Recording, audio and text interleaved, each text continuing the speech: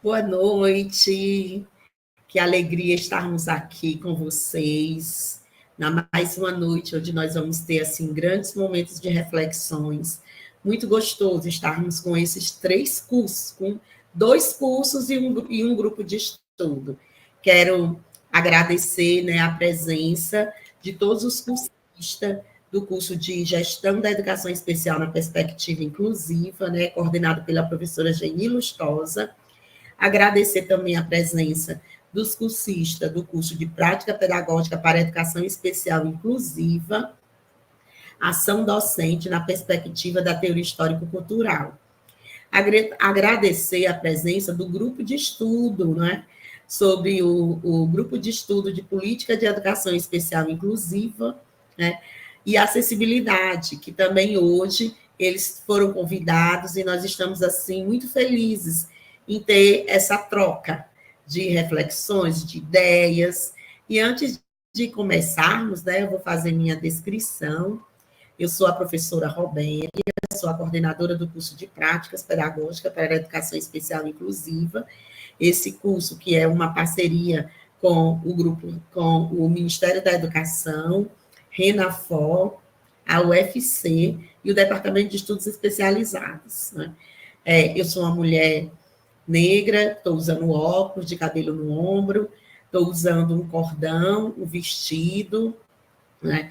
Eu estou usando um brinco, e estou aqui na minha casa, né, para fazer ter essa oportunidade de fazer essa live com vocês, né?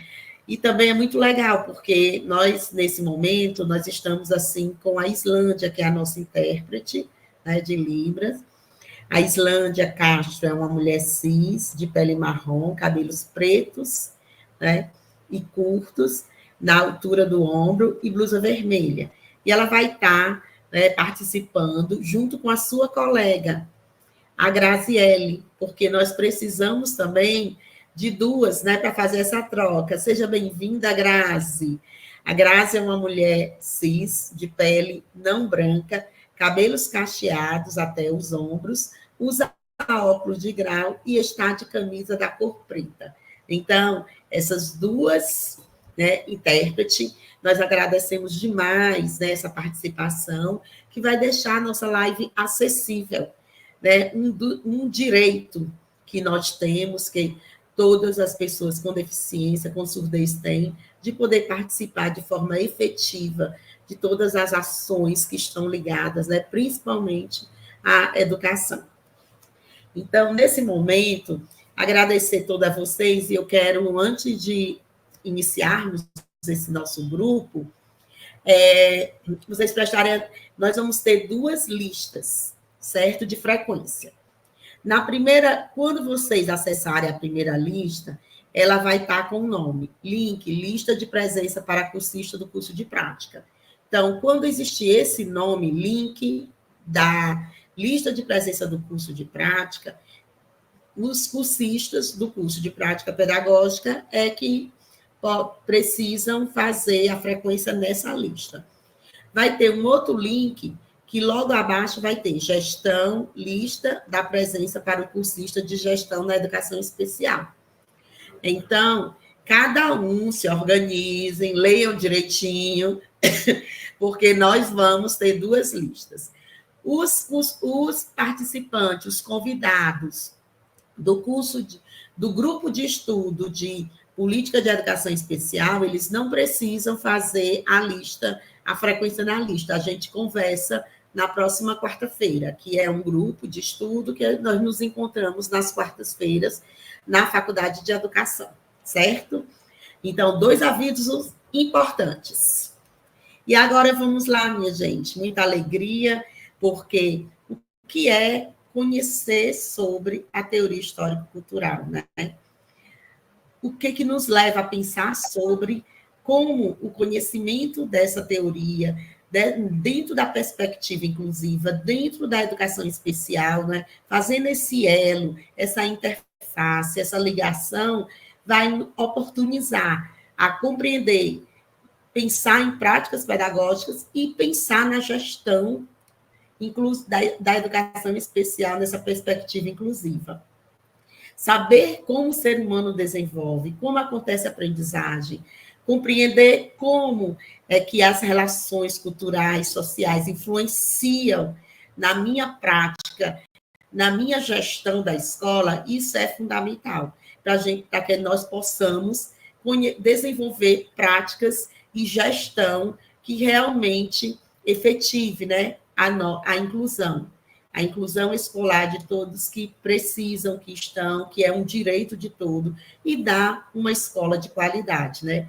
Nós costumamos dizer que eu preciso cada vez mais de professores de qualidade, de escola de qualidade, para poder dar o melhor.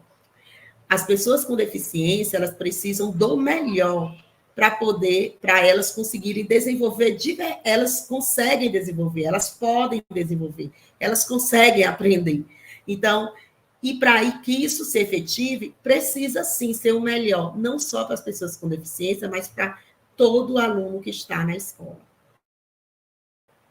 E nesse momento a gente vai, né, refletir um pouquinho sobre como a teoria histórico-cultural ela vai nos ajudar a pensar nessa perspectiva. E para isso, nós trouxemos, né, tanto eu, professora Robéria, coordenadora do curso de prática, a professora Geni Lustosa, coordenadora do curso de gestão, né, convidamos a professora Maurilene Castro, o professor Guilherme de Almeida, para compartilhar com vocês esse momento. Então, fiquem assim à vontade, vamos aproveitar esses 2 momentos, né? Esse momento dessa fala rica, que vai nos oportunizar grandes reflexões. Vamos fazendo, vocês podem estar já botando no chat os questionamentos, as perguntas, para que a gente possa ter esse momento bem feliz. Então, convido a professora Maurilene do Carmo, o professor Guilherme, para iniciar, né, essa nossa live. Sejam bem-vindos e bem-vindas e boa noite. Boa noite. Eu inicio agradecendo o convite da professora Robéria, da professora Geni.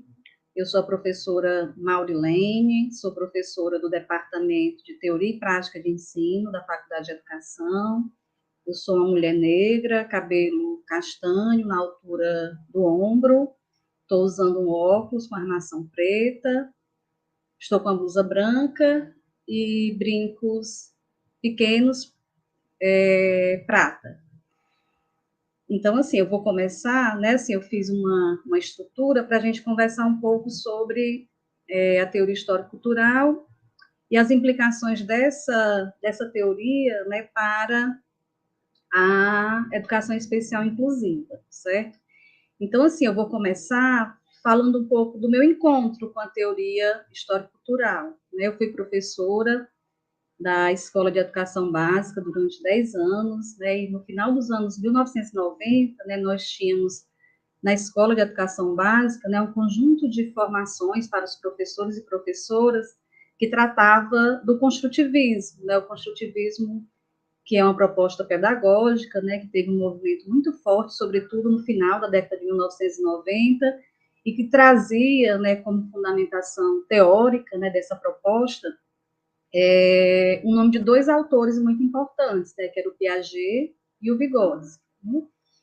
E naquele momento, né, assim, eu fiquei meio inquieta, né, e fui buscar investigar um pouco. Na época também eu fazia faculdade de pedagogia e fui investigar um pouco, né, a teoria dos dois autores, né, e naquele momento, né, depois essa dúvida, né, essa inquietação se transformou na minha pesquisa de mestrado, que foi um estudo sobre o construtivismo, né, e a formação do novo trabalhador para o capital, e que trazia, né, essa análise, essa investigação, né, de que o sujeito construtivista, né, com todas aquelas qualidades que eram anunciadas na época, né, de que tinha que ser um sujeito livre, criativo, participativo, entrava em consonância com o discurso também do novo trabalhador, né, da sociedade capitalista, que não era mais aquele sujeito que executava e repetia as mesmas tarefas, né, naquele processo produtivo do Taylorismo e Fordismo.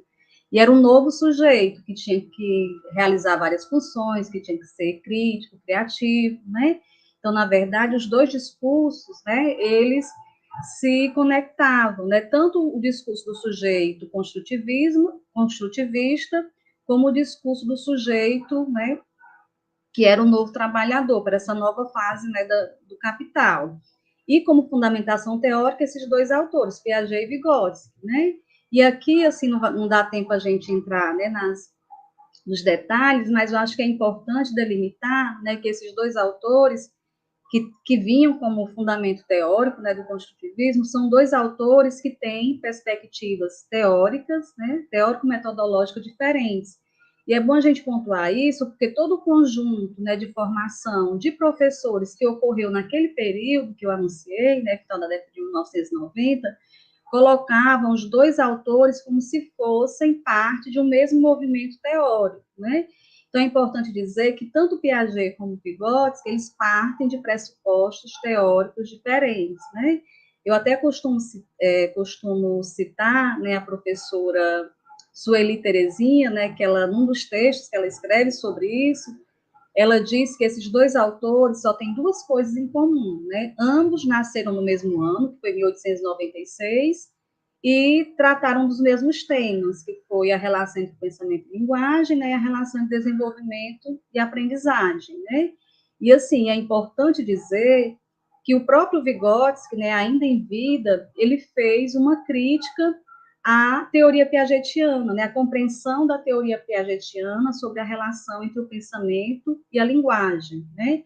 Então, assim, é importante dizer que a teoria histórico-cultural, né, ela surge.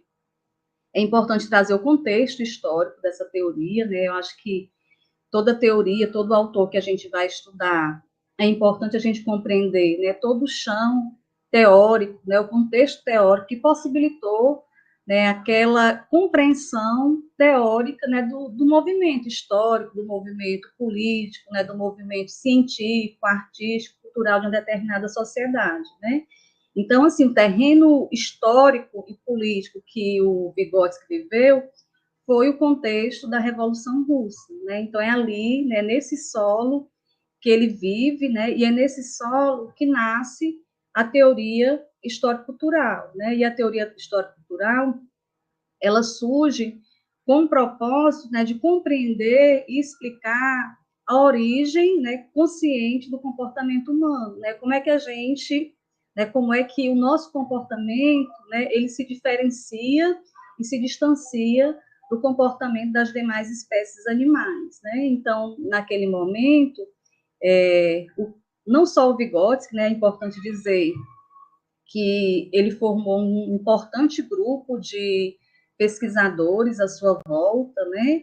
Então, assim, embora ele tenha vivido pouco tempo, mas ele Ele pesquisou muito, pesquisou intensamente, né? Nós sabemos que ele morreu muito jovem, né? O tempo histórico que ele teve foi um tempo curto, mas foi um tempo de uma produção científica muito intensa, né? Inclusive, quando ele morre, né, o Lúria, que era fazia parte do seu grupo, né?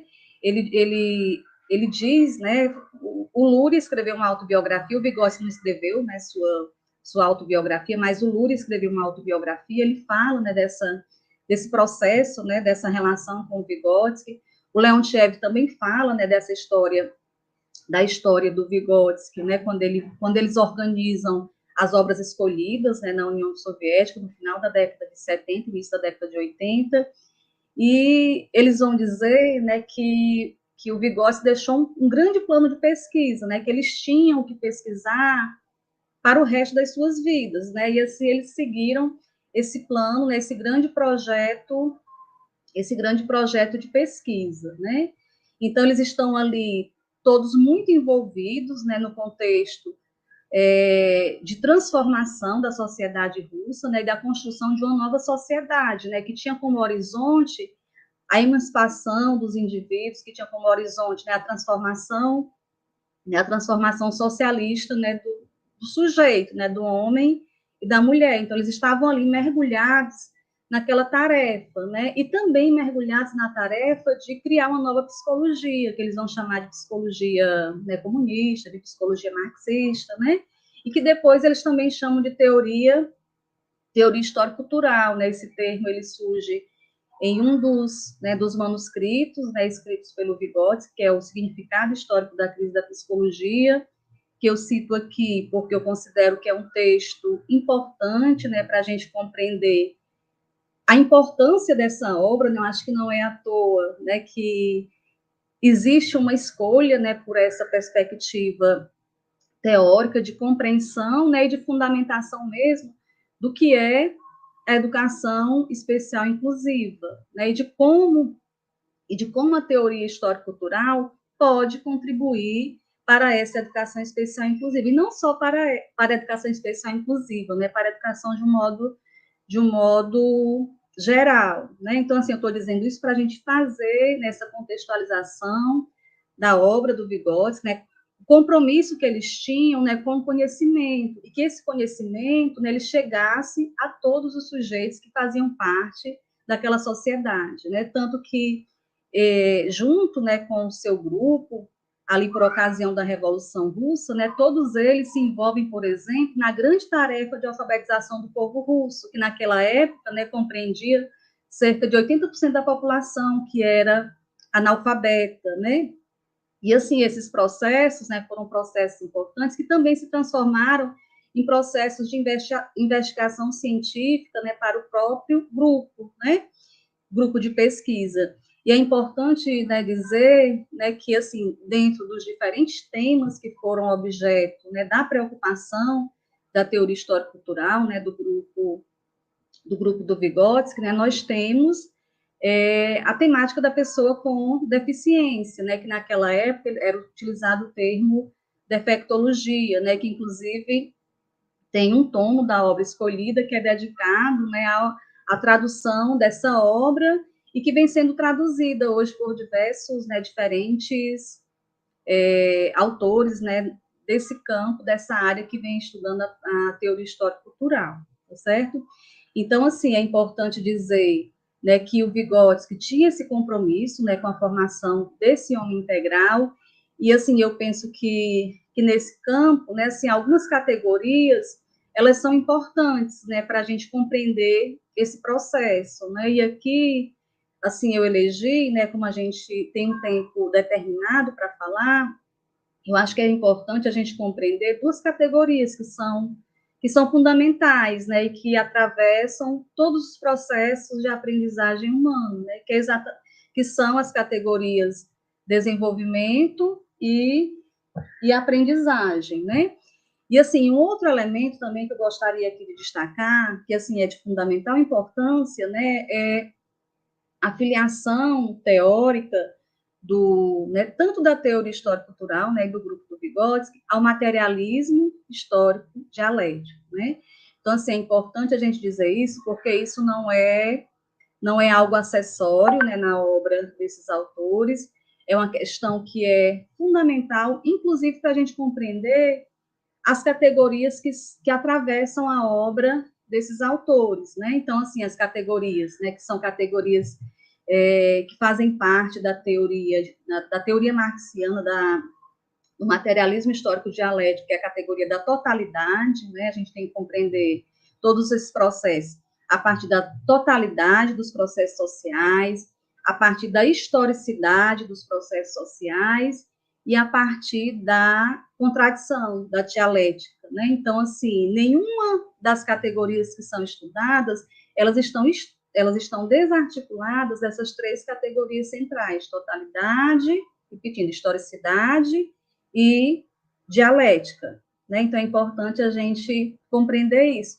E, assim, eu estou fazendo questão de reafirmar a afiliação da teoria histórico-cultural, né, ao marxismo, porque, assim, é algo que aparece, né, de um modo geral, às vezes nem aparece, né, não aparece, ou aparece de uma forma, assim, muito subliminar, né, de uma forma que não dá o devido destaque, né, do que isso significa ao processo de compreensão, né, teórica do que eles produziram, né, nesse campo, né? Então, é importante a gente fazer esse destaque dessa fundamentação teórica, né? E, assim, também é importante aqui a gente destacar, né, assim, tudo é importante, né, mas eu quero, assim, fazer esses cortes para vocês, né, compreenderem esses elementos, né? Eu falei do contexto histórico, né?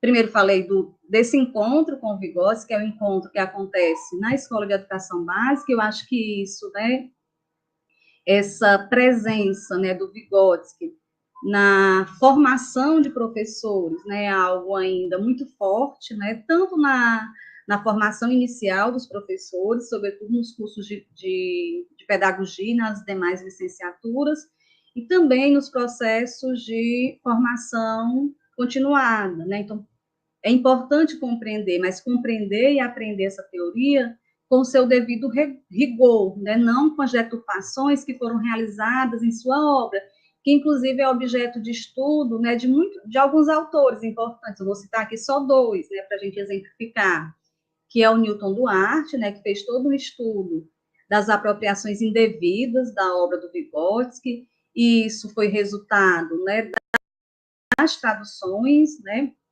O Vygotsky, ele foi censurado na própria União Soviética pelo Stalin, né? Depois, quando ele chega ao Ocidente, né, aos Estados Unidos, na década de 1960, ele também é censurado, né? E a gente pode dizer que quando ele chega, né, assim, ele tem três cortes na sua obra, né? O corte stalinista, né? O corte o corte estadunidense, né, quando ele chega no Ocidente, na década de 1960, e também um outro corte, que seria o corte da pós-modernidade, né, quando ele chega, sobretudo aqui no Brasil, e ele é associado, né, assim, a categoria que é elencada como mais importante na sua obra, né, não é, de fato, aquilo que é o mais importante na obra dele. Então, há uma associação, por exemplo, né, a outras categorias que não representam aquilo que, de fato, né, o autor dedicou, né, toda uma vida de estudo, né, de sistematização teórica, né? Então, assim, dito isso, né, eu vou utilizar, né, o tempo que eu ainda tenho, né, para trazer essas categorias, né? Eu acho que se eu conseguir aqui articular dois grupos, né, de categorias, eu acho que é importante para a gente compreender, né, assim, no âmbito da educação especial inclusiva, né, quando ele elege como objeto de estudo, ele vai dizer que o objeto de estudo da psicologia é a consciência, né, a despeito de toda a fragmentação que existe no campo da psicologia, onde cada corrente da psicologia advoga um objeto de estudo diferente, né, para essa área, os comportamentalistas dizendo, os behavioristas dizendo que é o comportamento, né, a Gestalt dizendo que é a percepção, a forma, a psicanálise dizendo que é o inconsciente, né?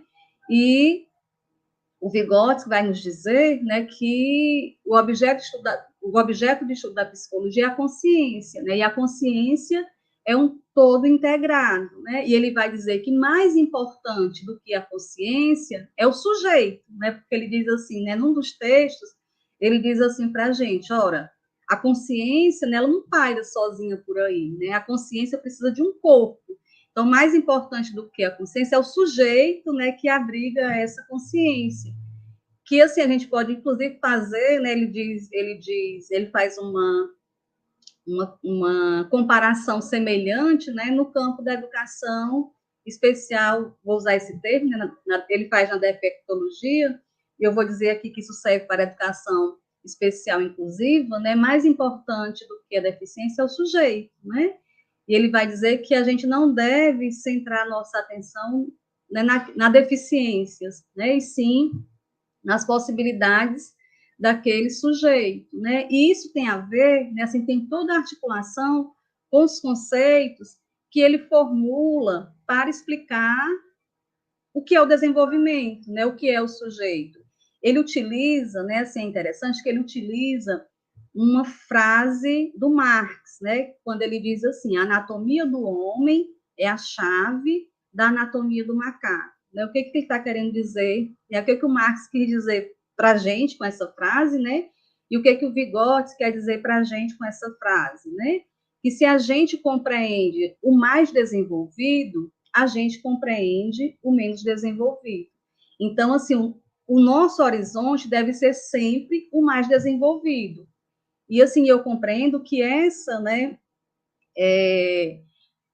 a referência a essa citação do Marx, né, recuperada pelo Vygotsky, tem uma relação, por exemplo, com um conceito, né, que é muito conhecido nosso, né, assim, alguns conceitos foram mais popularizados, né, foram mais disseminados no campo da formação docente mesmo, que é a zona de desenvolvimento próximo, né, dependendo da tradução próximo, iminente, imediato, né, e a zona de desenvolvimento próximo, ela está articulada né, com essa afirmação do Marx, né, a gente deve sempre se pautar nessa relação entre desenvolvimento e aprendizagem no mais desenvolvido, né? Tanto que o Vygotsky, ele vai dizer para a gente, né, que toda boa pedagogia é aquela que está voltada para o futuro e não para o passado. Né? Ele diz que isso tem a ver, né, com dois termos que ele traz para a gente, que são dois termos muito importantes, né, que eu acho que, assim, é tarefa, né, dos professores, né, dos professores que hoje são gestores, né, compreender isso, porque isso tem a ver com a nossa prática pedagógica, né, com a nossa tarefa educativa enquanto professores e professoras, né? Quando ele explica para a gente, ele faz toda uma análise das diferentes teorias que explicam a relação entre o desenvolvimento e a aprendizagem, né? Ele tinha um jeito muito próprio, né? Uma forma muito peculiar de escrever, né? Então, antes de desenvolver qualquer tema, ele fazia uma revisão de literatura, né? Então, para explicar, né, a compreensão de como acontece, né, em cada um de nós essa relação entre o desenvolvimento e a aprendizagem, porque eu acho que é importante dizer, né, fundamentado na teoria do Marx, é importante a gente dizer que a explicação dessa relação entre desenvolvimento e aprendizagem, né, não é algo que foi criado pelo Vygotsky, né, não é algo que foi uma inspiração, né, dos deuses que veio e sussurrou no ouvido dele, não. Ele vai explicar o que é essa relação, apreendendo essa relação dos sujeitos históricos na realidade histórico-social concreta, né? E para fazer isso, ele vai, né, como eu disse, fazer essa revisão teórica dessas três perspectivas, né? A relação que diz que desenvolvimento e aprendizagem são duas coisas diferentes, da outra perspectiva que diz que desenvolvimento e aprendizagem são a mesma coisa, certo? E da terceira perspectiva que diz que desenvolvimento e aprendizagem, ao mesmo tempo que são diferentes, também se articulam. Aí, a partir daí, ele faz uma crítica e formula a teoria, né, que explica a zona de desenvolvimento próximo e vai falar de dois conceitos, que aí eu finalizo a minha fala explicando esses dois conceitos, que é dizendo que nós temos um nível de desenvolvimento real, efetivo, que é aquilo que nós fazemos sem a ajuda do outro, que fazemos sozinho, que já está consolidado em nós, e aquilo que está numa zona próxima, que se eu for ajudado, que se eu for incentivado, estimulado, eu vou conseguir fazer. Mas não é tudo que eu consigo fazer, né? Só aquilo que faz parte daquela zona. E, assim, eu achei importante trazer isso, né, para dizer que essa relação entre desenvolvimento e aprendizagem, ela está no horizonte tanto das pessoas com deficiência como das pessoas sem deficiência, né? Então, a teoria histórico-cultural, ela vem trazer essa perspectiva para a gente, né? Que o nosso processo, né? Nosso processo de desenvolvimento, ela é resultado de um processo histórico, social e concreto. E nesse processo histórico, social concreto, a educação escolar tem uma tarefa importantíssima, né? Então, a escola tem uma tarefa que é fundamental, que é primordial nesse horizonte de garantir a educação, né, a educação de qualidade a todos e a todas, né, pessoas com e sem deficiência. E aqui o meu tempo, né, passou um pouquinho, e eu finalizo aqui, tá certo, a minha fala. E agradeço e peço desculpas pelos minutos que eu extrapolei. Obrigada. Pronto. Obrigada, professora Maurilene. Eu acho que nós ficaremos mais tempo aqui ouvindo, porque lá no chat, né, nós tivemos, assim, algumas, o grupo de professores, né, todo gostando, se divertir, gostando de ouvir sobre essas reflexões acerca do desenvolvimento humano, né, sobre a teoria histórico-cultural. A Tiziana Rodrigues, né, ela coloca que as teorias são de suma importância de Vygotsky. Nós temos que, não temos como falar em desenvolvimento e vivência sem falar, não é, nesse renomado teórico. A Ana Melry, ela colocou que os conteúdos de experiência que nos leva a compreender o que o homem sente e faz. A Ana Márcia Feitosa, ela escreve, refletindo sobre que essa é uma importante iniciativa, né, de Vygotsky ao criar a teoria histórico-cultural. E o Lauro, ele enfatiza do objeto de estudo da psicologia, que é a consciência. Então, nós temos, assim, agradecendo a participação de todos os nossos cursistas que estão ali, e muitos colocando, né, como é importante estar ouvindo sobre a teoria histórico-cultural. E depois a gente volta, Mário, com as respostas, né, vamos dando continuidade à nossa live. A gente convida agora o professor Guilherme, que irá trabalhar conosco também. Agora vamos ouvir um pouquinho, né, as reflexões do professor Guilherme de Almeida. Seja bem-vindo, professor, a esse momento. Muito obrigado, professora Robéria. Agradeço a todos e a todas que nos ouvem. Inicio por me autodescrever. Eu sou um homem branco, cis, cabelos castanhos, uso um headphone, tenho olhos pequenos, castanhos, nariz médio, boca pequena, barba por fazer, uso uma camisa polo de cor cinza chumbo, e atrás de mim há uma parede branca. Eu estou na penumbra, assim é mais confortável para mim. Sou uma pessoa autista, pesquisador na Universidade de Campinas, termino o meu doutoramento voltado à pesquisa da educação especial na perspectiva da educação inclusiva, né?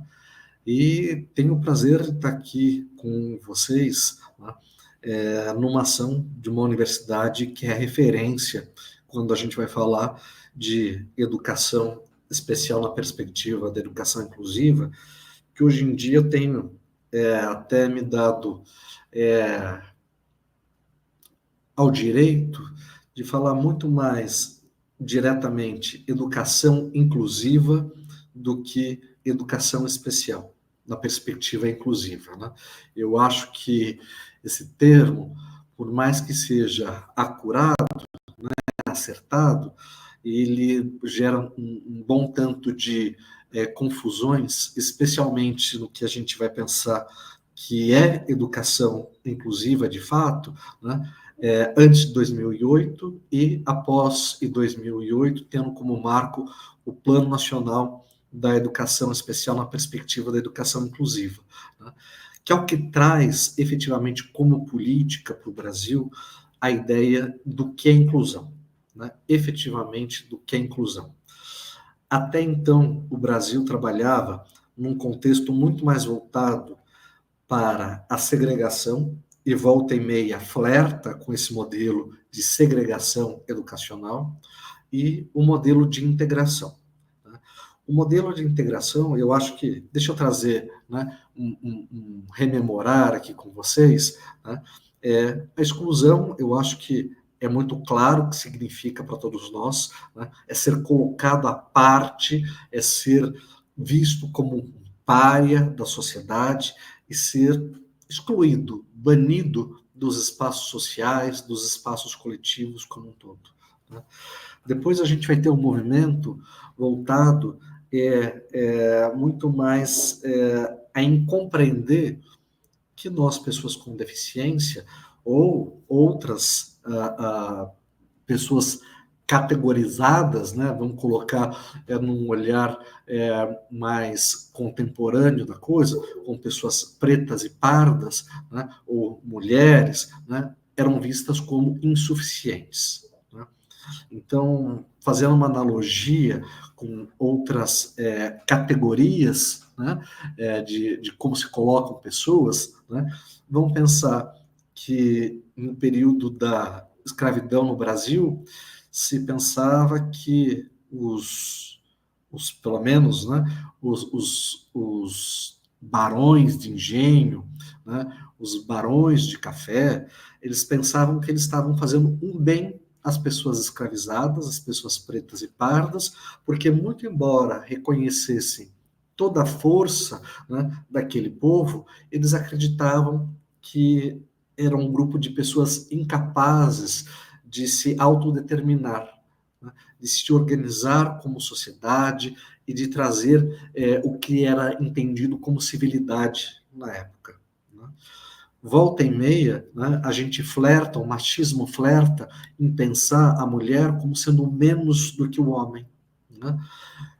Sentimentos e pensamentos que não amparam, não encontram um amparo em qualquer realidade ou em qualquer evidência científica, mas mesmo assim a gente vivencia o racismo, o machismo, a misoginia de uma forma muito contundente ainda hoje, ainda que de forma mais mascarada, tendo em vista que hoje nós temos alternativas, né, e alternativas legais, judiciais e punitivas, né, de quem traz essas ideias, né, racistas, preconceituosas, ao bojo do discurso. Mas pessoas com deficiência não conseguiram ainda essa emancipação em relação ao pensamento de que elas são menos do que os outros pelo simples fato de serem diferentes, né? Então, aqui faço um pedido de identificação para vocês, né? Vamos supor que nós tenhamos poucas pessoas autistas ou com deficiência nos assistindo, nos ouvindo nesse momento, porque não é comum pessoas com deficiência chegarem ao nível superior, muito pelo contrário, a gente vê um movimento de expulsão de pessoas com deficiência à medida que os níveis de ensino vão se sucedendo, né? Então, a gente tem políticas afirmativas no âmbito das universidades federais, institutos federais, voltados muitas vezes para cotas, né, para pessoas com deficiência, mas mesmo assim a gente vê que mesmo com as cotas a gente não alcançou o sucesso do ponto de vista de inclusão no ensino superior, e eu vou falar daqui a pouquinho também sobre a educação básica, né, como a gente conseguiu alçar do ponto de vista das ações afirmativas voltadas para pessoas pretas e pardas, muitas vezes pessoas indígenas, né, e ainda há um discurso muito potente, muito importante, né, voltado para ações afirmativas para populações trans, que algumas universidades já trazem isso dentro das suas áreas de prioridade, e outras ainda, né, mais conservadoras,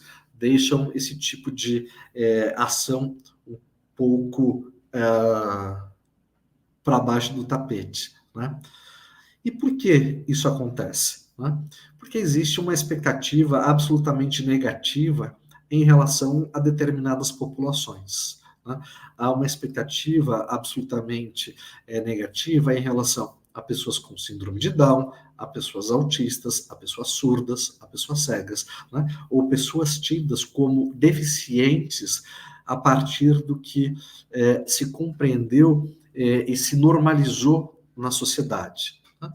Mesmo quando nós temos a Convenção Internacional dos Direitos da Pessoa com Deficiência, né, que no nosso país tem status e força constitucional, e diz que o que é deficiente são os ambientes, os espaços, a construção social que a gente fez da nossa sociedade de forma excludente. Quando eu penso em ações afirmativas e para atender às necessidades de apoio e de suporte de pessoas tidas como pessoas com deficiência, né, historicamente consideradas pessoas com deficiência, e que eu tenho certeza que no imaginário da maior parte de vocês, e não por culpa de vocês, mas por culpa dessa nossa sociedade que nos faz crescer racista, que nos faz crescer machista, que nos faz crescer capacitistas, né? E é um exercício para a gente purgar e retirar isso do nosso corpo, do nosso coração e das nossas mentes, né?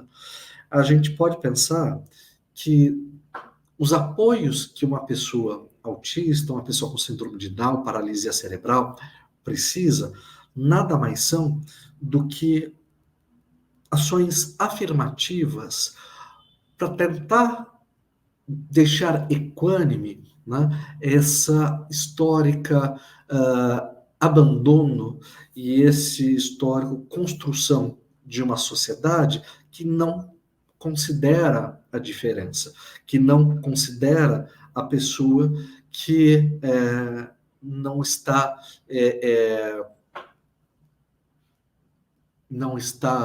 não tem as feições, né, do que seria o ideal, do que seria o padrão, né?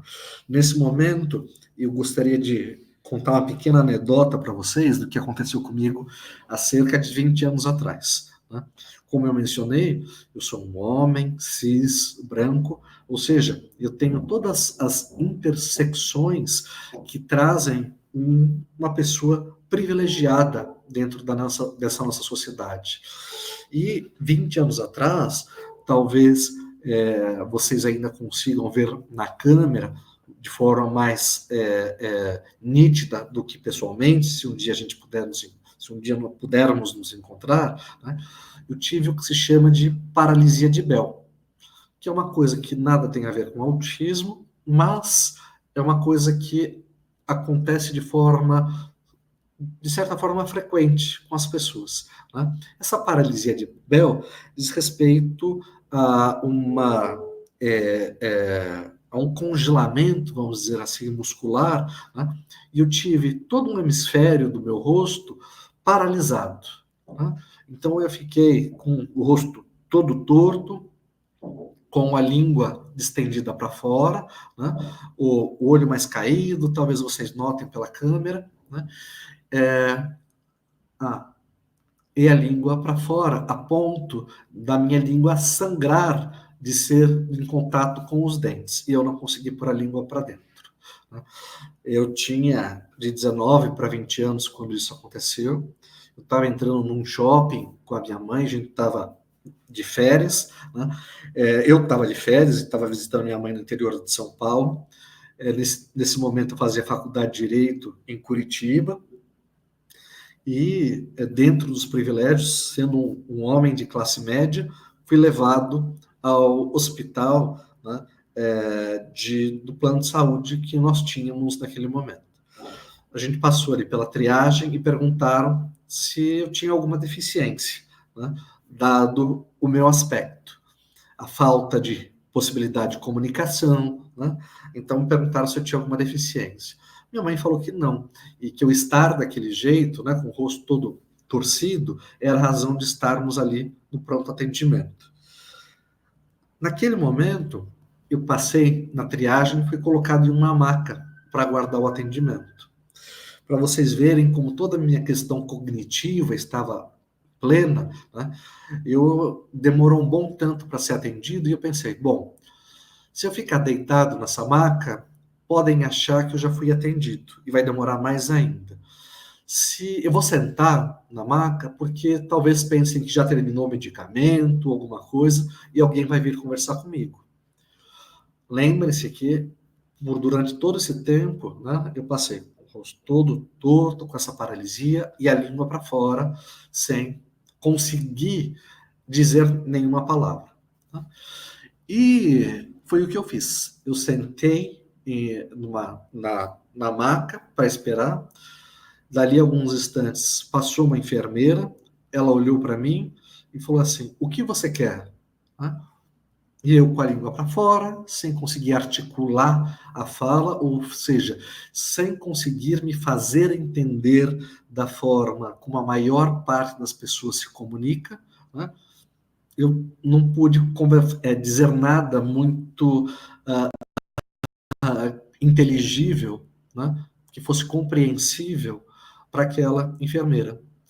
Então ela não teve dúvida. Ela meteu a mão no meu peito e disse assim: deite aí, senão eu te amarro. É isso o que se faz até hoje com pessoas com deficiência, quando a gente acredita que essa pessoa não pode se comunicar, que existe um déficit intelectual, ou existe, de alguma forma, uma incapacidade, uma falta de identificação com aquela pessoa, pois aquela pessoa com deficiência, né, tida com deficiência, não é uma pessoa como eu, né? Uma pessoa, usando um termo muito horrível, né, funcional como eu. Então a gente automaticamente desumaniza a pessoa com deficiência, não importa, eu continuava sendo um homem cis, branco, de classe média, em um hotel, em um hospital de plano de saúde, e aquela pessoa que deveria estar ali para me dar alento numa situação de medo, de inesperado, de uma possível doença, alguma coisa que tivesse me acometido, né, nada mais fez do que me desumanizar e me colocar ali como se eu merecesse ser colocado numa jaula ou em um canil. Eu nunca vou esquecer essa frase: deita, senão eu te amarro. Isso foi muito forte na minha vida, mas de alguma forma eu esqueci desse movimento. Até quando eu tive o diagnóstico tardio, por volta de 2018, 2019, e eu fui buscar entender durante meu mestrado, que eu fazia o mestrado de Educação e Direitos Humanos, e fui tentar entender, né, o que significava ser uma pessoa autista. E naquele momento eu entendi que 30% a 40% das pessoas autistas têm uma dificuldade na questão da oralização, ou tem algum déficit, o que é considerado um déficit intelectual, né? Então eu pensei, naquele momento que eu vivia 20 anos, e me dei conta de que 30% a 40% das pessoas que têm a mesma condição que eu, pelo simples fato de não proferirem palavras ou de não se fazerem entender como a maior parte das pessoas entendem, poderiam estar sendo naquele instante, há 5, 6 anos atrás, né, ameaçadas tanto na escola, nos hospitais e até mesmo em casa. Isso é uma coisa que realmente me chocou e mudou toda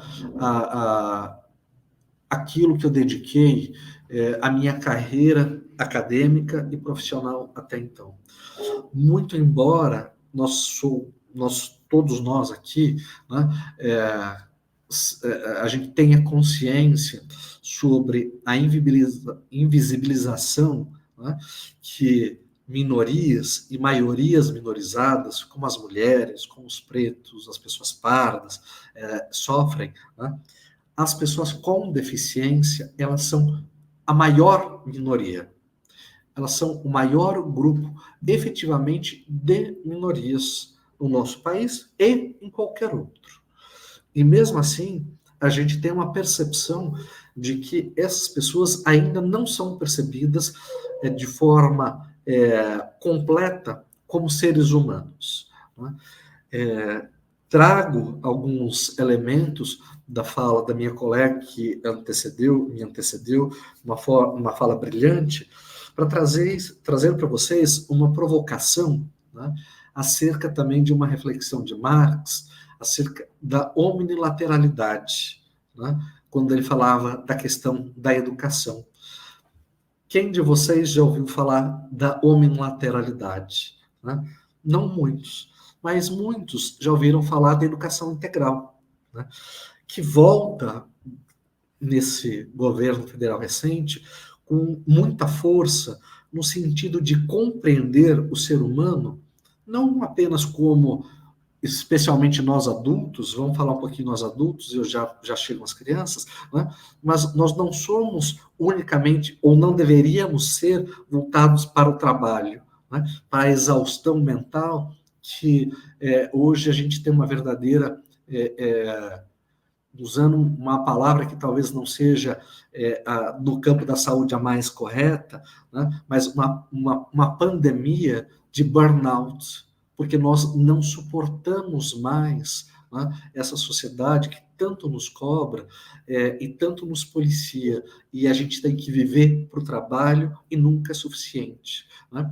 A omnilateralidade, ela traz a ideia para a gente de que nós somos seres que temos sim que desenvolver os aspectos profissionais, assim como os aspectos afetivos, intelectuais, sexuais, morais e de todas as formas, porque nós somos seres complexos. Né? E isso vai ser trazido para a educação básica a partir desse princípio de educação integral, onde a gente entende a criança, né, numa perspectiva de que ela é um ser que necessita se desenvolver em todos os aspectos da sua existência. Eu acho que dentro da política educacional brasileira, nós somos muito felizes na educação infantil, especialmente porque a gente tem um grande referencial, que é a modalidade Reggio Emilia, né, onde a gente aceita e provoca e a gente celebra qualquer desenvolvimento, qualquer crescimento, qualquer passo que a criança dá, qualquer babá que ela fale, qualquer papá que a criança fale, a gente celebra, qualquer desenvolvimento, não interessa qual, em todos os campos da sua vida a gente celebra. A partir, especialmente ali do 4º, 5º ano, né, a gente pensa na criança unicamente como se ela tivesse que dar resultados intelectuais. E esses resultados intelectuais a gente só mensura do ponto de vista da matemática e da língua portuguesa, né, e a gente acaba abandonando todas as outras inteligências, né, que daí a gente vai trazer essa conversa para um momento muito mais contemporâneo, com a ideia das múltiplas inteligências de Gardner, né, onde existem possíveis, aliás, incontáveis formas de manifestar a inteligência e não simplesmente daquela forma que é esperada pela escola ou que é esperada pela sociedade. Né? Eu já tive a oportunidade de conhecer inúmeras pessoas com os mais altos desafios de pertencer à sociedade, que muitas vezes se enoja de uma figura que não corresponde a a um ideal de como as pessoas deveriam ser, né? E mesmo sendo confrontado frequentemente com essas pessoas, né, eu nunca deixei de conhecer alguém que não tivesse um potencial, alguém que não pudesse aflorar de alguma forma. Mas o que a gente faz nessa forma maniqueísta que a gente tem de pensar que ou é bom ou é ruim, sem perceber as nuances que existem dentro da condição humana, né? E vocês vejam como é um pensamento retrógrado isso, porque a gente já tem uma percepção, né, tão grande da questão étnico-racial, né, da variação de cores, da beleza das cores. A gente tem uma percepção tão muito mais atualizada sobre a questão de gênero, de orientação sexual, mas ainda em relação às pessoas com deficiência, a gente às vezes simplesmente como pessoas quebradas, né? Eu, por exemplo, acredito que eu fiz a duras penas, né, mas com muita sorte, uma carreira acadêmica de sucesso. Como eu disse para vocês, sou pesquisador na Unicamp, faço parte do projeto de neurodiversidade da Universidade de Stanford, que está entre uma das 3 melhores do mundo, né? Tenho a oportunidade de ser pesquisador numa universidade de muito prestígio aqui, a Unicamp, presido uma associação para a inclusão de pessoas autistas, né? Mas eu sou incapaz de fazer algumas coisas elementares para a maior parte de vocês, como amarrar o cadarço do tênis, escrever em letra cursiva, cortar as unhas, né? Então, eu tenho necessidades e desafios muito básicos, muito primários, que qualquer um de vocês poderia me superar com tranquilidade se nós fôssemos comparados. A grande questão é, não devemos ser comparados. Cada um de nós é único na sua própria existência e na sua própria história. E é essa a grande questão que a gente tem que trabalhar quando a gente fala de uma educação inclusiva. Não se compara. Então, quando a gente vai pensar, se alguém me diz, professor, eu tenho um aluno autista, o que eu faço? Quando alguém fala, eu tenho um aluno autista, a pessoa, isso não quer dizer absolutamente nada para mim. Porque pode ser uma pessoa que ela tenha desafios do ponto de vista cognitivo, ou pode ser uma criança não oralizada, ou ela pode ser uma criança que fala pelos cotovelos, ou pode ser uma criança com dupla excepcionalidade, com altas habilidades de superdotação, além do autismo, pode ter TDAH também, enfim, uma série de coisas. E o que a gente acaba sempre olhando e sempre se voltando? A questão do diagnóstico. O diagnóstico importa para a gente na educação? Não, não somos médicos, não somos enfermeiros, não é o nosso ramo. Eu não preciso ser especialista em autismo para ensinar uma pessoa autista, assim como eu não preciso ser uma pessoa especialista em síndrome de Down, em cegueira, em surdez, para dar aula para pessoas com essas condições. Eu preciso ser especialista no meu trabalho, que é qual? Ensinar. Muitas vezes a gente qualifica a pessoa, os alunos, né, com dificuldade de aprendizagem, quando muitas vezes somos nós, enquanto professores, que temos dificuldade de ensinagem. Vamos lembrar, né, que muitas vezes a gente aprendeu que, e nesse campo, eu acho que a didática, se a gente não olhar de uma forma crítica, pode ser um campo perigoso, né? Porque a didática vai trazer estratégias para a gente que, em teoria, funciona com a maior parte das pessoas, né? Só que a gente não está preocupado com a maior parte das pessoas. Nós estamos preocupados no campo da educação inclusiva com todas as pessoas, né? Eu quero Eu sei que a gente tem algum tempo ainda de diálogo, quero me colocar à disposição para continuar, né? Mas vocês lembram, lá no início, né, quando eu falei para vocês que muitas vezes se consideravam determinados sujeitos, né, a partir dos seus tipos, né? Então a gente considera pessoas se são deficientes, se são pessoas pretas e pardas, se são homens, mulheres, se são pessoas trans, se são pessoas gays, lésbicas e tudo mais, né? Só que a gente pensa em tipos de pessoas. Mas qual é o problema dessa forma de pensar? Não existem tipos de pessoas, existem pessoas. Cada pessoa é uma pessoa na sua individualidade, na sua singularidade, na sua história. E eu não me refiro em aspectos simplesmente externos, ou mensuráveis, ou identificáveis. Cada um de nós é uma pessoa absolutamente singular e necessita de um olhar absolutamente singular para que a gente possa compreendê-la e incluí-la, né? Nesse sentido, gostaria de nós temos tempo, né, continuar aberto ao debate, porque eu acho que muito mais do que me ouvir, é interessante ouvir a vocês. Devolvo a palavra à nossa querida mediadora.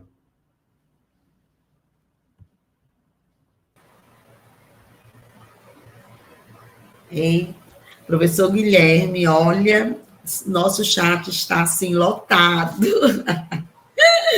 né? Muitos dos nossos alunos, né, nossos cursistas aqui ficaram refletindo sobre a sua história de vida mesmo, né?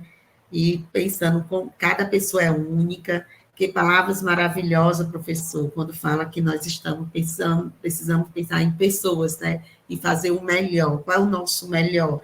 Ensinar, né? Como professor, nós temos esse nosso processo. O professor, ele trabalha com a sistematização do conhecimento, né? Do ensino. E nós temos que fazer esse o melhor mesmo.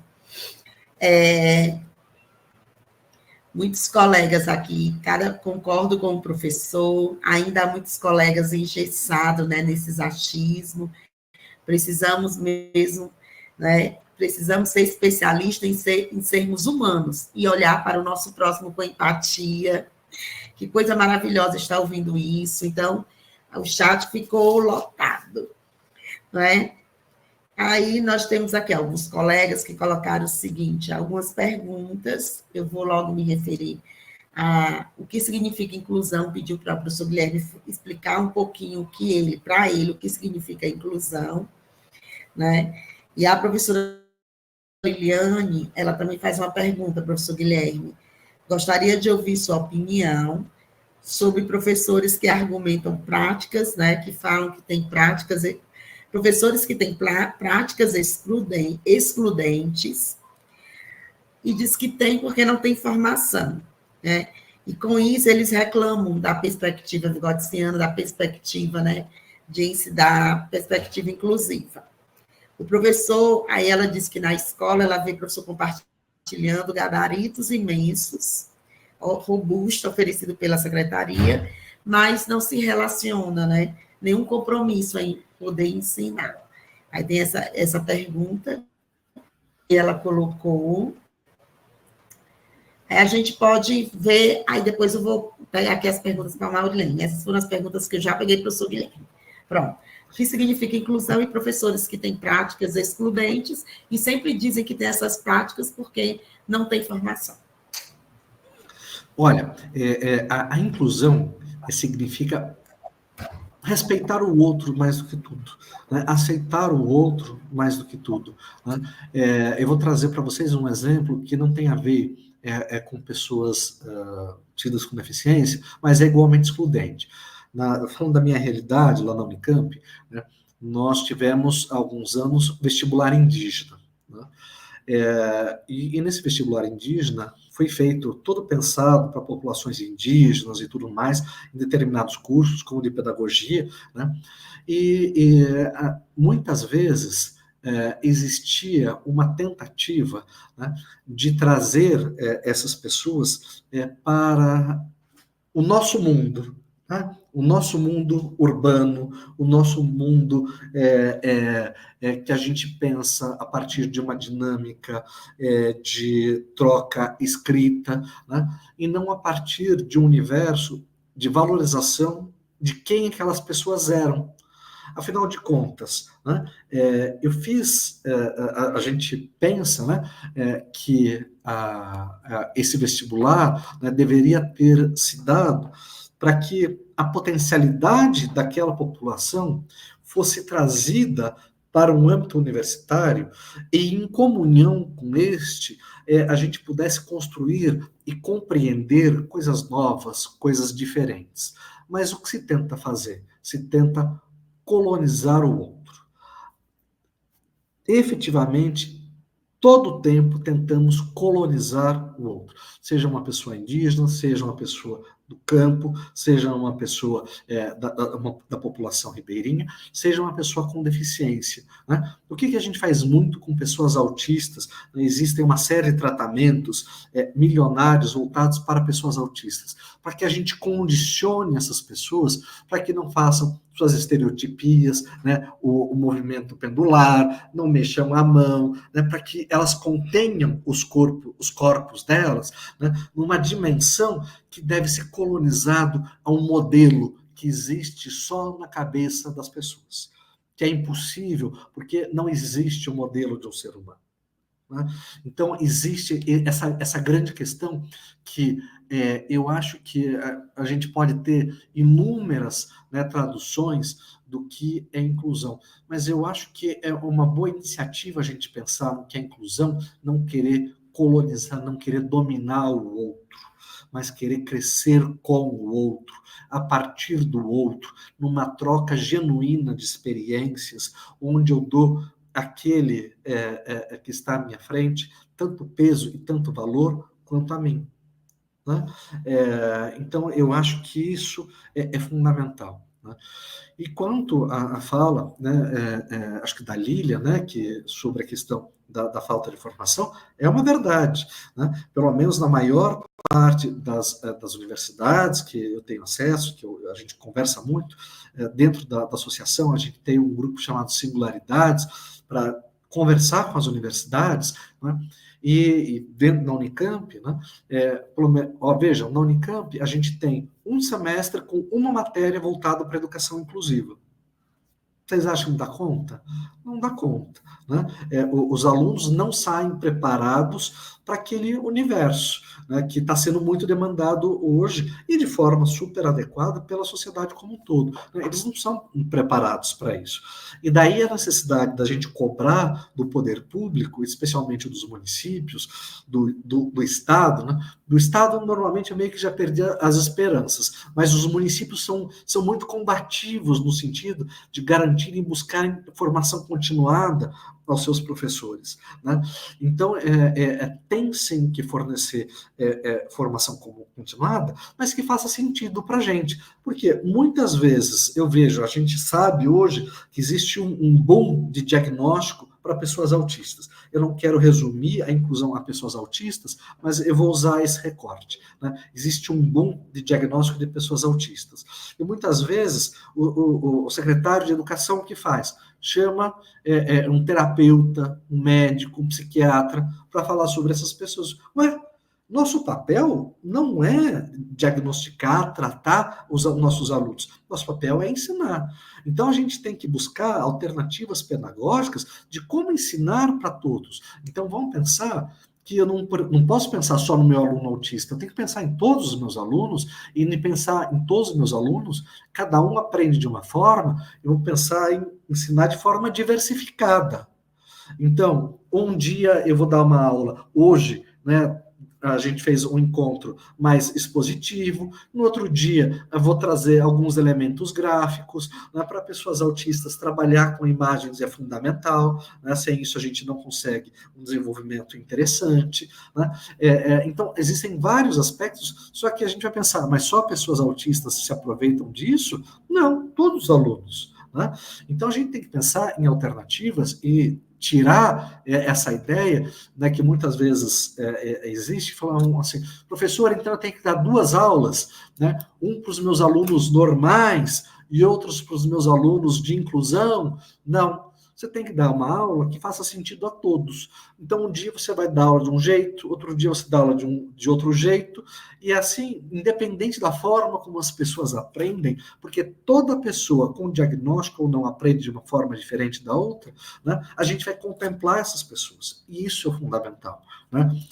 Então, pensando aqui, onde nós estamos, numa universidade pública, pensando em 48 milhões de crianças e adolescentes da educação básica, no ensino público, né, não me interessa que eu tenha 100 mil ou 1 milhão que cheguem em primeiro lugar. Eu preciso que 48 milhões cheguem. Essa é a grande questão. Esse é o nosso trabalho. Não me interessa quem chegou primeiro, não me interessa quem levou a taça. Me interessa que todos cheguem. Isso é educação inclusiva. E é sobre isso que a gente tem se articulado e lutado para alcançar. Né?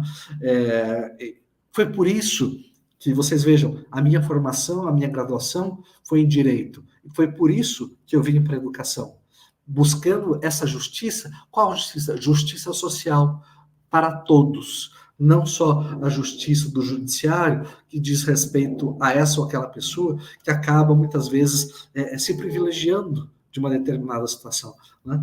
Mas para todos.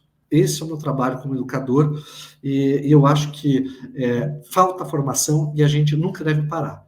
O dia que a gente parar de aprender, a gente está acabado. Né? A gente simplesmente não parou, mas a gente, como professor, como ser humano, pode jogar terra em cima.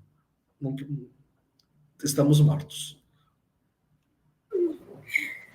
Sem contar, né, professor, que a gestão da escola, junto com os professores, nós temos aí a formação continuar, a formação inicial, que realmente ela está sendo pensada em algumas instituições, né? Está transformando aí, repensando o seu projeto político-pedagógico, as universidades, principalmente, nesse foco. É preciso que os professores, nós professores que fazemos essa universidade, a gente possa também dialogar uns com os outros, nos seus setores de estudo, nas suas pesquisas, porque eu não preciso falar de inclusão só na minha disciplina de educação especial, né? Eu preciso falar de como o outro aprende, como é que as estratégias podem ser direcionadas em todas as disciplinas que tem na universidade, né? Nós agora na universidade estamos recebendo os alunos com deficiência, eles estão chegando lá, eles estão ficando com muita luta, não está sendo coisa fácil, simples, mas nós temos na faculdade de educação, nós temos em torno de 25 a 30 alunos com deficiência, né? Nós temos um público de alunos com deficiência visual e com autismo, um público maior, né? E ficamos pasmos, porque nós não temos alunos surdos, nós temos deficiente auditivo. E por que os alunos surdos não estão na faculdade de educação, né? Aonde eles estão? Né? Aonde estão esses alunos que podem... então, todo esse público, ele também está aprendendo. Nós estamos aprendendo juntos, só que a gente tem que correr atrás. O professor da universidade tem que acelerar o seu passo. O professor da educação básica precisa que a gestão da escola, junto com os professores, elas possam ter um diálogo. A gestão da escola, coordenador pedagógico, gestor da escola, e os professores da escola, e o professor da educação especial, precisam ter um diálogo, algo unívoco mesmo, porque não é para falar de inclusão apenas o professor da educação especial. A escola toda precisa falar sobre inclusão. Eu digo na faculdade que nós não precisamos, a minha alegria vai ser quando um aluno com deficiência perguntar qualquer informação, qualquer um que esteja lá, do porteiro ao coordenador, ao professor, ele sabe falar de inclusão.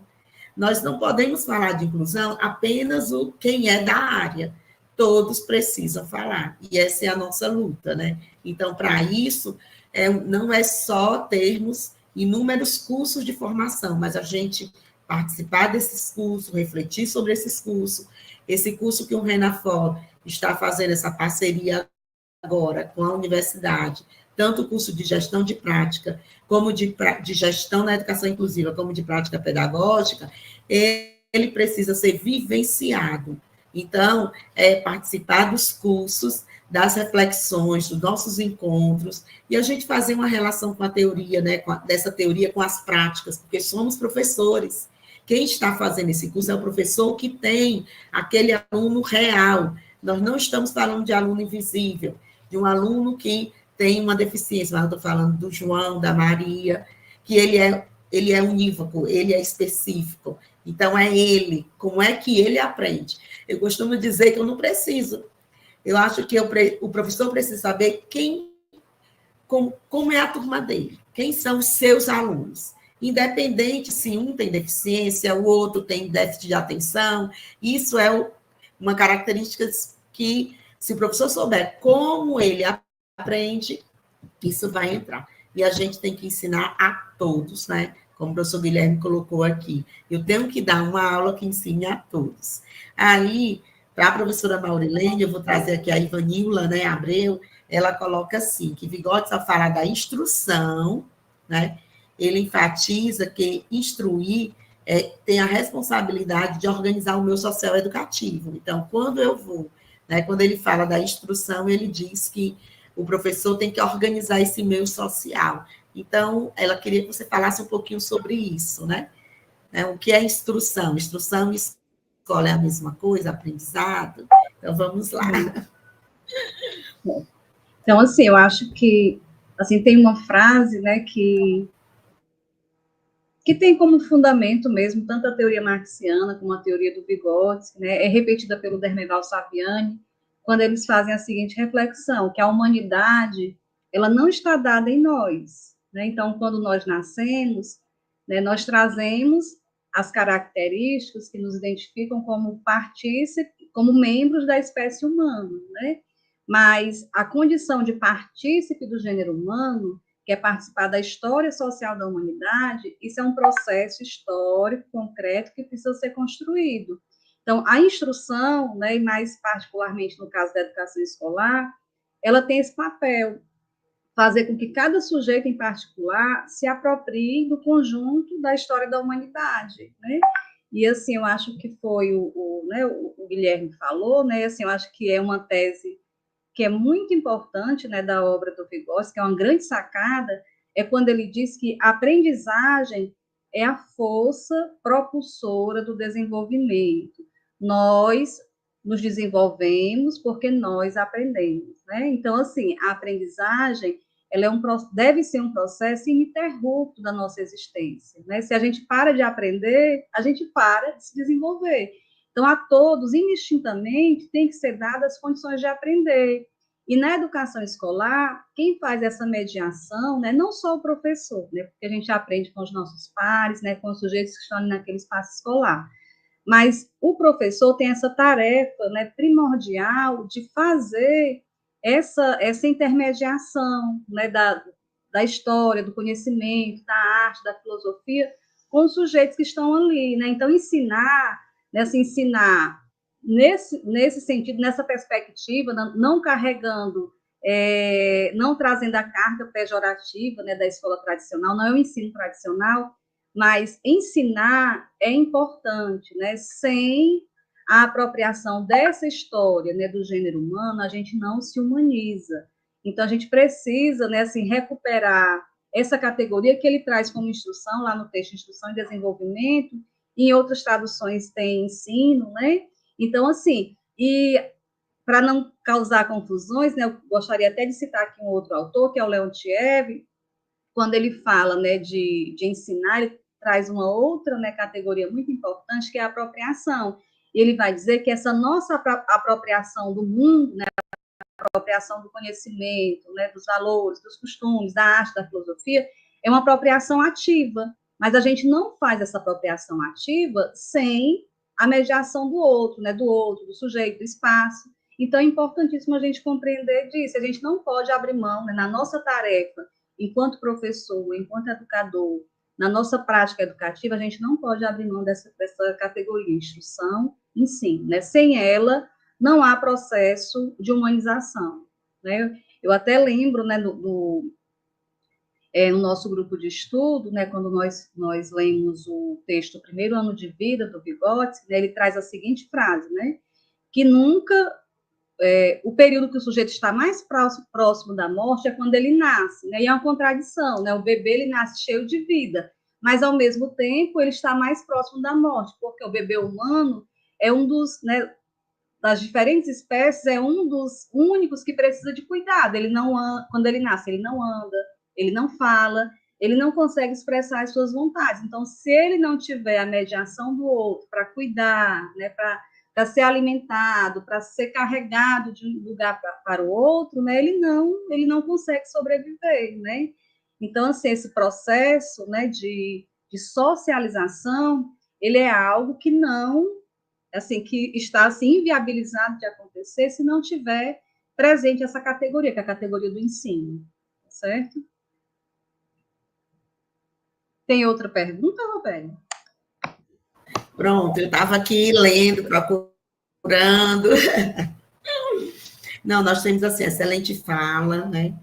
Nós temos o diálogo deve ser constante, momentos riquíssimos, isso mesmo, professora, alternativas pedagógicas para ensinar todos os alunos, né? E eles falam muito sobre as estratégias, né? Hoje nós vivemos um momento onde a internet ela faz parte da nossa vida. E os professores eles estão colocando aqui, né? Eles colocam a estratégia para ensinar aluno estratégia para ensinar tal. Aí eu queria ver, assim, acho que o professor Guilherme já falou sobre mais ou menos isso, né, mas é o que eles estão colocando. É interessante conhecer essas estratégias para ensinar autismo, estratégia para ensinar deficiente visual, estratégia somente isso, sem ter uma relação com o ser, com o indivíduo. Como é que isso acontece? Roberta, eu queria pedir licença para dizer só mais uma coisa aqui que eu acho importante, eu acabei não falando, eu tinha aqui destacado para dizer, tem um trabalho da filha do Vygotsky, né, a Vygotskaya, que é de 1999, onde ela faz uma memória, né, do trabalho do pai no campo da chamada defectologia. E ela vai resgatar o que ela chama de princípios, né, quais os princípios nos quais o Vygotsky se baseava. E um dos princípios que ela vai dizer, eu acho que é importante para essa conversa que a gente está tendo aqui essa noite, né? Um dos princípios, ela diz que é o conhecimento. Você precisa conhecer quem é essa pessoa, né? E eu acho que isso, assim, se articula um pouco com o que está sendo dito aqui nessa noite. Não existe fórmula, né? Não existe receita. Você precisa conhecer cada um, porque cada sujeito é singular, cada sujeito é diferente. Então, ela até cita, né? Ela faz uma memória, ela faz uma descrição como ele realizava esse processo de conhecimento de cada um desses sujeitos, né, as entrevistas, né, o que ele perguntava, né, como ele se articulava nessa relação mesmo de buscar conhecer e compreender cada um desses sujeitos.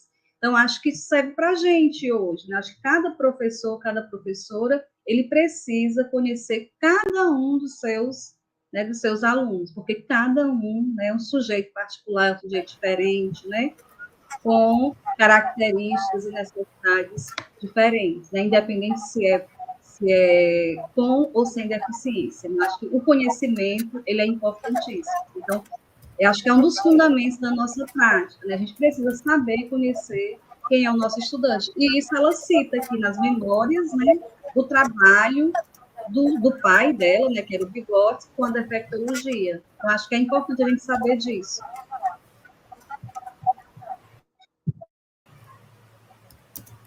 Muito bem.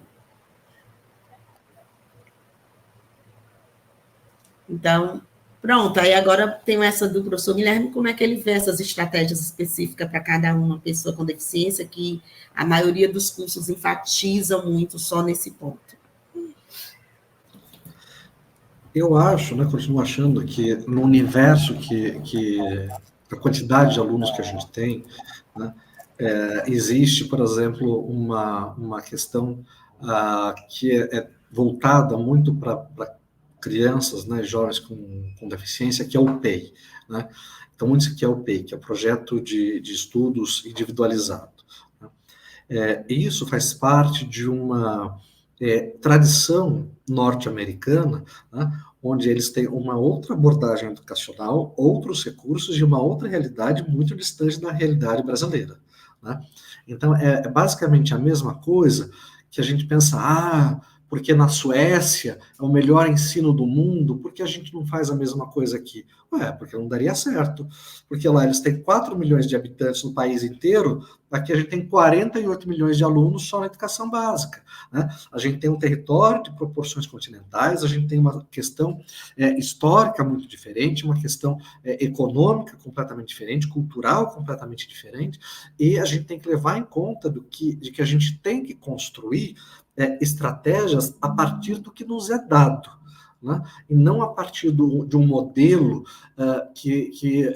como se houvesse um modelo coringa que vai funcionar em todas as situações, porque não vai. Né? E a gente não tem como prever, né, ou como adivinhar como cada aluno aprende. Né? E daí a gente tem essa estratégia de ensino coletivo, né, de buscar de formas diversificadas, né, a partir de aulas diversificadas. E o que é aula diversificada?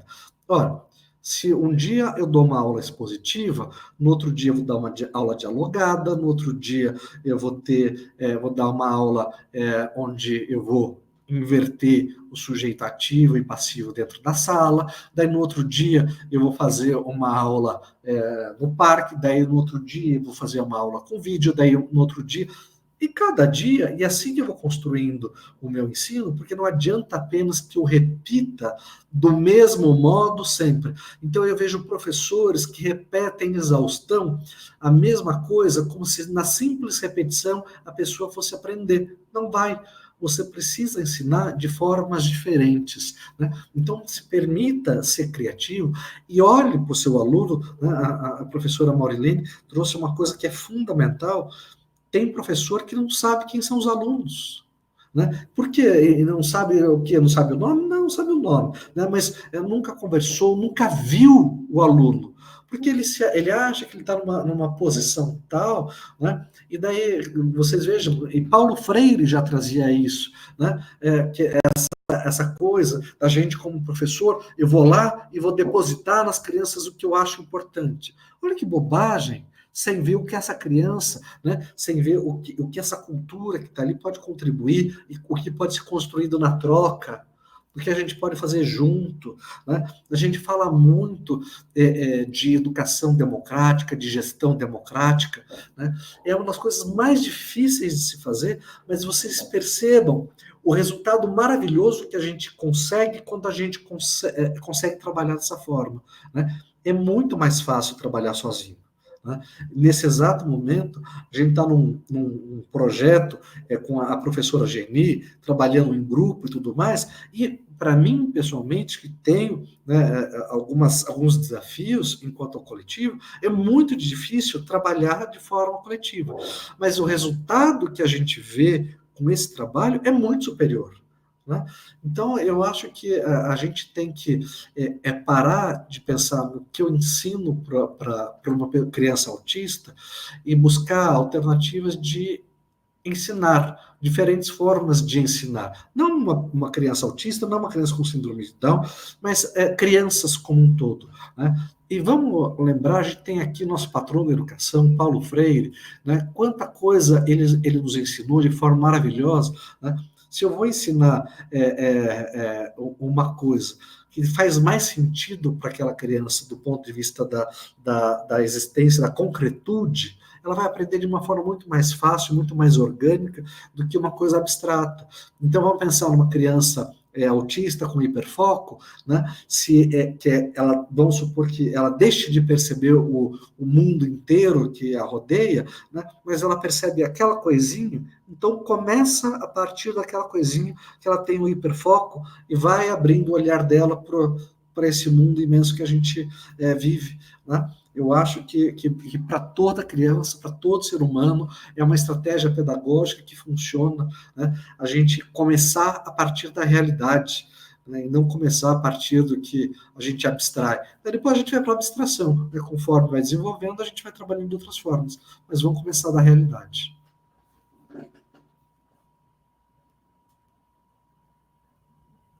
Vamos caminhar. Verdade, professor. Vamos agora caminhar para nossas despedidas, né? A gente quer agradecer bastante esse momento. Acho que o nosso chat está lotado, né? Os cursistas, tanto de gestão como do curso de prática, né? Tiveram esse momento de estar dialogando. Eles estão conversando entre si também no chat. Muito, muito rico. Quero mais de 600 pessoas presentes, né? Que maravilha. Quero agradecer aqui a presença do professor Guilherme, a presença da professora Maurilene, das nossas intérpretes, né? E de você que está aí nos assistindo, tirou essa noite, né? Para estar próximo e estar refletindo e pensando sobre isso.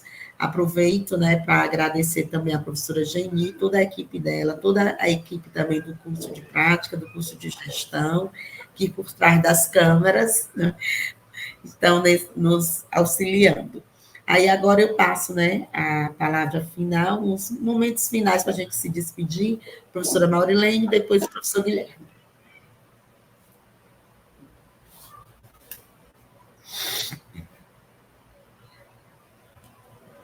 Acho que o microfone. Agradecer ao convite, a professora Geni, a professora Robéria, as nossas intérpretes, né, o professor Guilherme, por ter compartilhado, né, as reflexões dessa noite. E, assim, eu queria, só para fechar, destacar a importância dessa formação, né, e eu acho que a importância dessa formação e a importância também dessa articulação, dessa formação continuada, está sendo feita em parceria com a universidade pública, né, eu acho que isso é um momento importante e que merece ser destacado, né, essa articulação sempre necessária, importante, que deve se manter, né, que a gente sabe que havia, né, aconteceu uma quebra desse processo, né, a gente assim, estava distante desses, né, processos de formação continuada, e retomar isso é muito importante, ver, assim, né, a quantidade de pessoas, né, que estavam aqui assistindo, né, e o quanto isso vai ampliar o alcance mesmo, né, não ficam somente nessas 600, né, e é importante que isso se expanda e que a gente reflita, né, sobre essas questões que são necessárias para a compreensão, né, da educação inclusiva, para a compreensão do sujeito, né, dessa relação entre desenvolvimento e aprendizagem, e para esse horizonte mesmo, né, de uma outra perspectiva de educação, né, onde a centralidade seja, de fato, o sujeito com essa possibilidade ampla, né, e ilimitada de aprender e de se desenvolver, né, sem a criação de impedimentos, né, de amarras e de barreiras, né. É isso, obrigada. Boa noite a todos. Obrigada, professora Maurilene, né? Agora a gente passa para o professor Guilherme. Queria só agradecer a oportunidade, né, de estar aqui com vocês em um programa tão comprometido como historicamente é o da Universidade Federal do Ceará, com a pauta da inclusão, que tem repercussão o trabalho que vocês desenvolvem para além do Brasil, é um trabalho de reconhecimento internacional. Quero cumprimentar toda a equipe na figura da professora Robéria e agradecer imensamente a confiança no meu trabalho também e possibilitar estar aqui dialogando com vocês essa noite.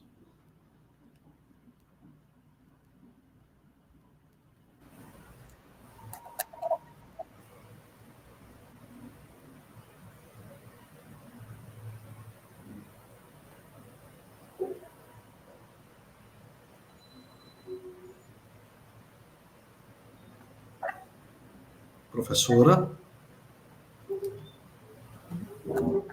Oi. Não, eu pensei que tivesse caído. Fica aí. Quero agradecer demais.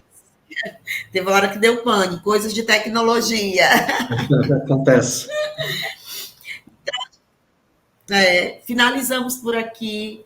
Boa noite a vocês que estão aí nos assistindo. Obrigada, Islândia, né, que nos ajudou aí na interpretação, na acessibilidade, que é essencial para que todos possam participar efetivamente das ações. Viu? Obrigada, professora Maurilene, professor Guilherme, e uma boa noite a todos, né? Boa noite a todas, a todos, e que nós tenhamos mais uma semana, olha, ainda continua a semana de muito trabalho. Então, fique com Deus e uma boa noite. Muito obrigada por esse espetáculo que vivenciamos agora. Um beijo imenso e até a próxima.